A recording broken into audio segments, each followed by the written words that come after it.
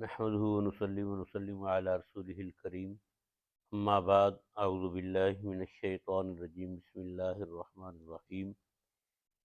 وَلَقَدْ أَنزَلْنَا إِلَيْكَ آيَاتٍ بَيِّنَاتٍ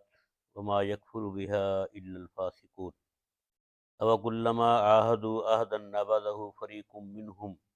بَلْ أَكْثَرُهُمْ لَا يُؤْمِنُونَ وَلَمَّا جَاءَهُمْ رَسُولٌ مِّنْ عِندِ اللَّهِ مُصَدِّقٌ لِّمَا مَعَهُمْ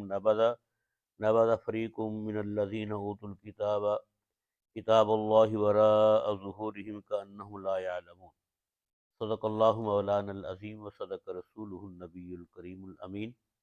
ونحن علی ذلک لمن الشاہدین والشاکرین الحمد للہ رب العالمین۔ پھر نہایت ہی محترم مکرم معزز دوستو، السلام علیکم ورحمۃ اللہ وبرکاتہ۔ آج میں نے سورہ بقرہ کی 3 آیات بینات پڑھی ہیں،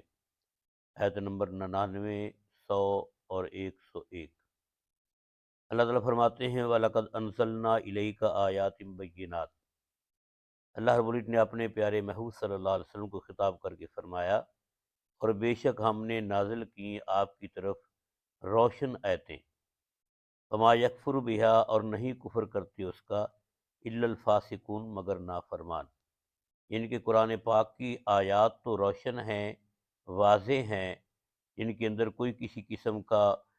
کمی بیشی نہیں ہے کسی قسم کی، لیکن جو نافرمان لوگ ہیں اور جن کی فطرت کے اندر ہی نافرمانی لکھی ہوئی ہے، وہ جان بوجھ کر روشن آیتیں دیکھ کر بھی اس پر ایمان نہیں لا رہے۔ پھر آگے اللہ رب العزت نے یہودیوں کے متعلق فرمایا أَوَكُلَّمَا عَاهَدُوا عَهْدًا، جب بھی انہوں نے کوئی عہد کیا، کوئی بھی عہد، نَبَذَهُ فَرِيقٌ مِّنْهُمْ، پھینک دیا ان میں سے ایک گروہ نے اس عہد کو، اس وعدے کو، بل اکثرہم لا یؤمنون، بلکہ زیادہ ان میں سے ایمان لانے والے ہی نہیں۔ ولما جاءہم رسول من عند اللہ، اور جب آیا ان کے پاس رسول اللہ کی طرف سے، مصدق، تصدیق کرنے والا، لما، اس کی، معہم، جو ان کے پاس ہے، نبذا، پھینک دیا، فریق من الذین اوتوا الکتاب، ایک گروہ نے ان لوگوں میں سے جو دیے گئے تھے کتاب، کتاب اللہ، اللہ کی کتاب کو، وراء ظہورہم، اپنی پیٹھوں کے پیچھے، کأنہم لا یعلمون، گویا کہ وہ جانتے ہی نہیں، ان کے پاس کوئی علم ہی نہیں۔ پہلی اس جو آیت نمبر 100 ہے، اس کے اندر اللہ رب العزت نے فرمایا کہ یہودیوں نے جب بھی کسی سے عہد کیا، ان میں سے ایک گروہ نے اس عہد کو توڑا، اس اپنے وعدے کو، اس اپنے معاہدے کو، اپنے عہد کو نبھایا نہیں۔ جیسے کہ ہم پیچھے بھی پڑھ کر آئے ہیں کہ جب انہوں نے تورات کا انکار کیا حضرت موسیٰ علیہ السلام کے دور میں، تو اللہ رب العزت نے کوہ طور کو لا کر ان کے سروں کے اوپر کھڑا کر دیا،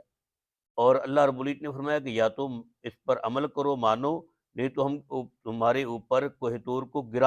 گرا دیں گے۔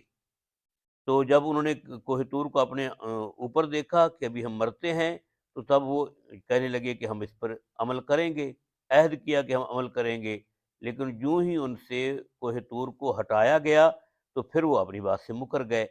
تو یہ تو اللہ تعالیٰ سے کیا وہ عہد توڑتے رہے، اور عام لوگوں کے ساتھ بھی ان کا رویہ یہی رہا، اور اسی طرح نبی پاک صلی اللہ علیہ وسلم کے ساتھ جو میثاق مدینہ کی صورت میں عہد ہوا، معاہدہ ہوا، اس کی بھی انہوں نے خلاف ورزی کی، اور کبھی بھی اس معاہدے کی انہوں نے پاسداری نہیں کی۔ تو یہی بات اللہ تعالیٰ یہاں ذکر فرما رہے ہیں کہ جب بھی انہوں نے کسی سے عہد کیا تو ایک گروہ نے ان میں سے اس عہد کو توڑ دیا، بل اکثرہم لا یؤمنون، بلکہ اکثر ان میں سے ایمان لانے والے نہیں۔ ولما جاءہم رسول من عند اللہ، اور جب آیا ان کے پاس رسول اللہ کی طرف سے، اس رسول سے مراد محبوب کریم امام الانبیاء صلی اللہ علیہ وسلم کی ذات اقدس ہے، کہ جب اللہ رب العزت کی طرف سے وہ پیغام لے کر آئے، اللہ کی توحید کا پیغام، اپنی رسالت کا پیغام، اور ایک سچا دین لے کر آئے، مصدقن، اور وہ دین اور رسول ایسا کہ مصدق لما معہم، اس کی تصدیق کرنے والا جو ان کے پاس ہے، یعنی کہ تورات کی بھی دین نبی پاک صلی اللہ علیہ وسلم تصدیق کرنے والے، اور اسی طرح قرآن بھی تصدیق کرنے والا، اور ان کے دین کو بھی اپنے وقت میں سچ بتانے والے نبی پاک صلی اللہ علیہ وسلم۔ لیکن نبذ فریق من الذین اوتوا الکتاب،